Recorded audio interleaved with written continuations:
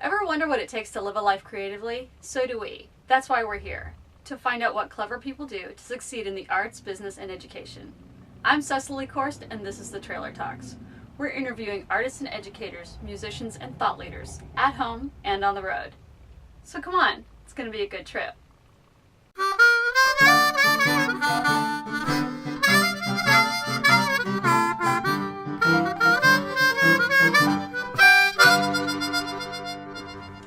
Hey, welcome to the trailer. Come on in.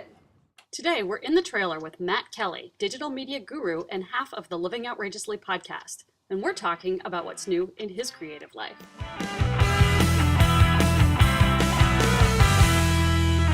Dudes, welcome to the Living Outrageously podcast. This is the show where we teach you how to stop living a boring life and start living outrageously. My name is Dave Thompson, that is Matt the Man Kelly, and this is the show where we teach you the psychology. Are you still living outrageously? Am I still living outrageously? Yeah. Yes.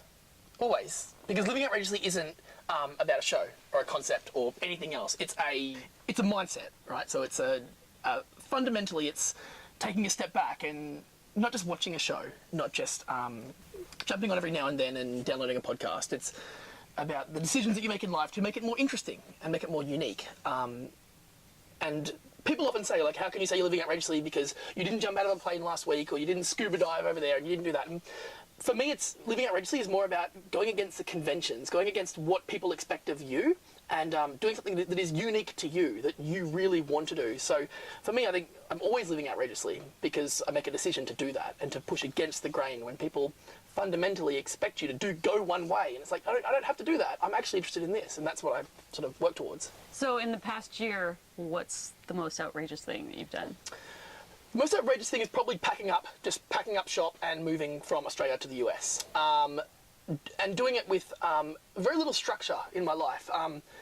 Had a great job, family was all there, everything was going great. And it's one of those things where opportunities present themselves and you either take it or you avoid it. And what I found was when I was hit with that opportunity, it was like, okay, there's a chance for me to go and do this, and I don't know what's going to happen, and I've got to go out on my own, and there's a lot of risks involved, right? I've got to quit a job, which I know is stable income. I'm not a fan of stable income generally, but I do believe that it was very convenient to have it.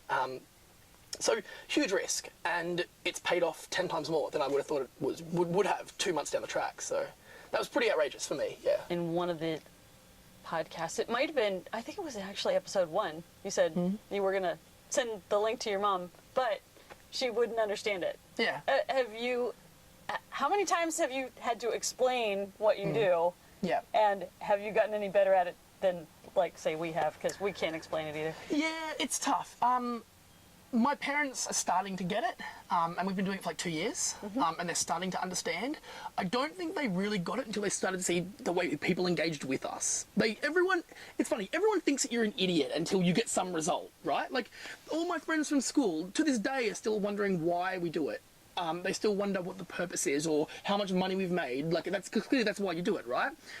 People don't care. They don't understand it because it's outside that realm of, possibility for them.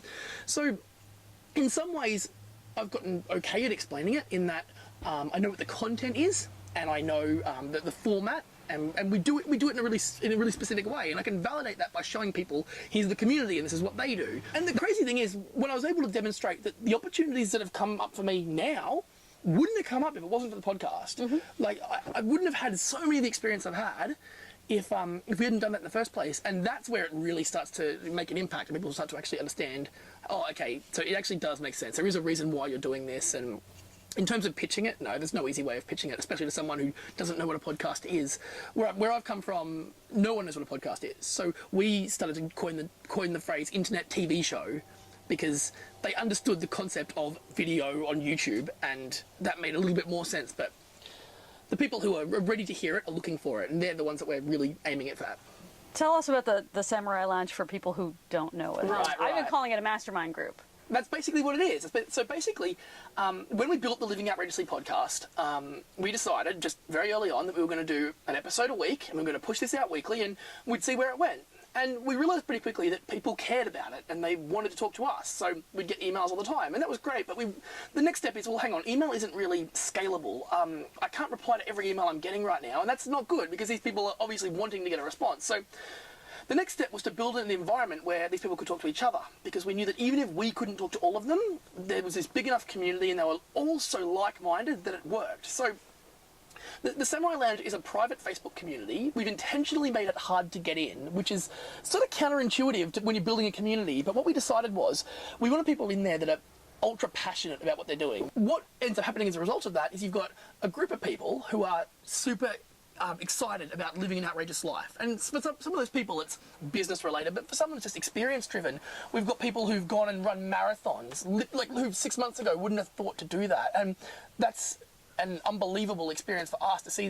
They're all sitting there motivating each other. So it's a collaboration group. It is a mastermind group, and that's something that's we haven't seen a lot of that online. It can be quite superficial. So we're really excited with the way that the Samurai Lounge is going. What's next for the LLP? Dave and I have actually just announced that we're slowing down the videos that we're rolling out. So Dave's taking a different focus of his, and he's moving into this coaching field as in the expert status that he is, and I'm over here in the startup world of San Francisco. So with us both going off on different paths, we decided that it would be an injustice to just keep it going and it be a little bit sporadic and not really work the way it should work, and it'd be doing an injustice to not only what we've built, but also the people who care about it. So we decided that at the end of this season 3, we'll be wrapping up the video content for now. We will be doing another show together in the future, but the Samurai Lounge is really what we'll stand on, and we'll continue on because we know that all the members of there want it to work. Tell us about the company you're working with now.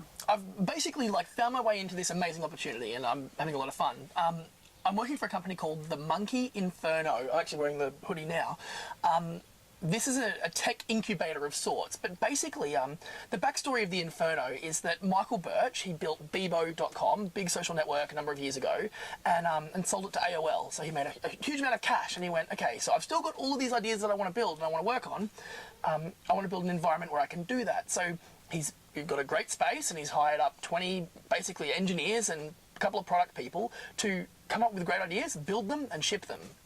So that's sort of where the Inferno came from. It was like, we're going to work on 4 projects at once. They're going to be crazy, usually consumer web focused, but let's just build interesting things. And I ended up there through a contact of mine. His name's Sean Puri. So I met him in Australia, and long story short, Michael ended up bringing him in to be the CEO of the Inferno. So I ended up back in there and working on product marketing with him, which is incredible. It's an amazing place for me to be working in and having fun in.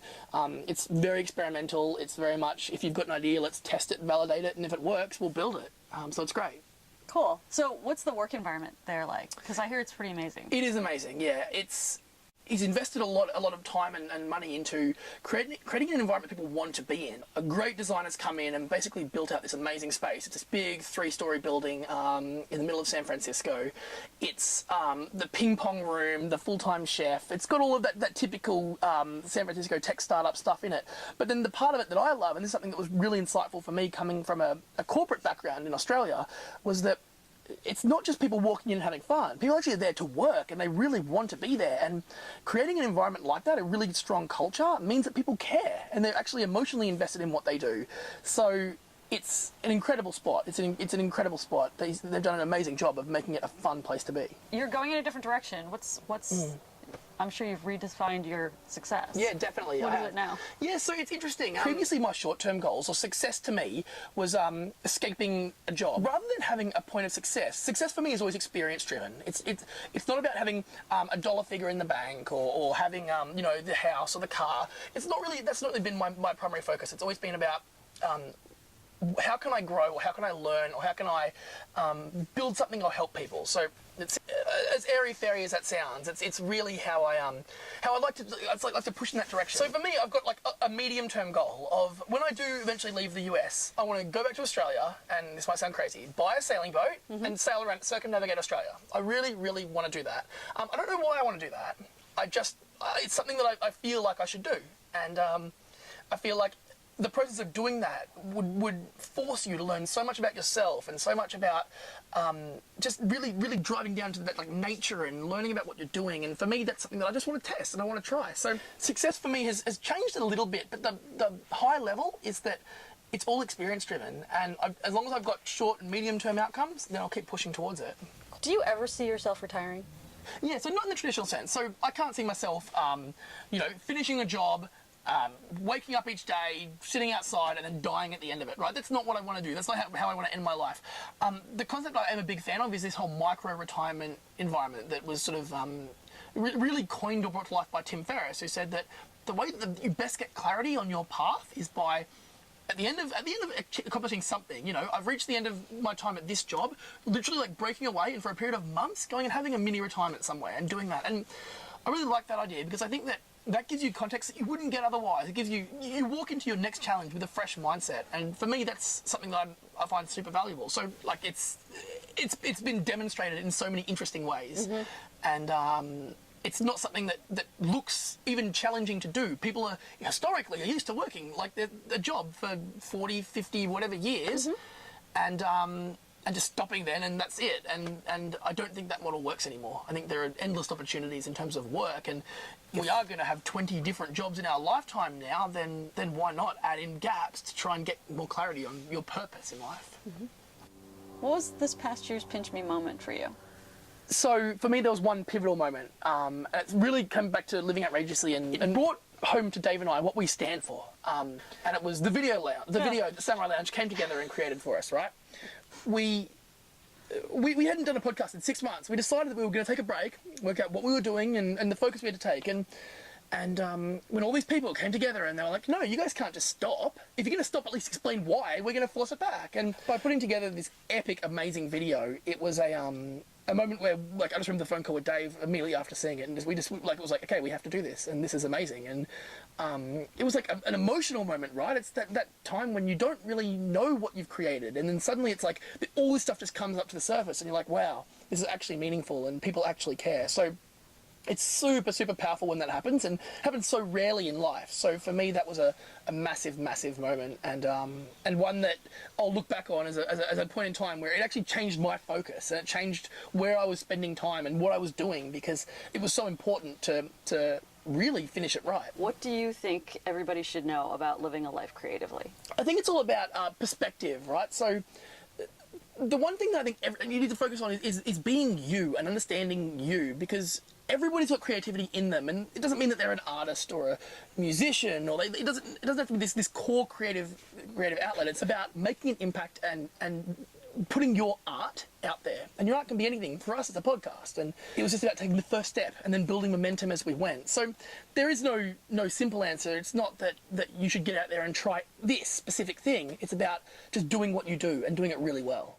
We had a great time with Matt Kelly. You can find out more about Matt at iTunes, YouTube, Facebook, and at his website, mattkelly.com.au. While you're out surfing, check out our website at thetrailertalks.com. I'm Cecily Korst. Join us for the next road trip.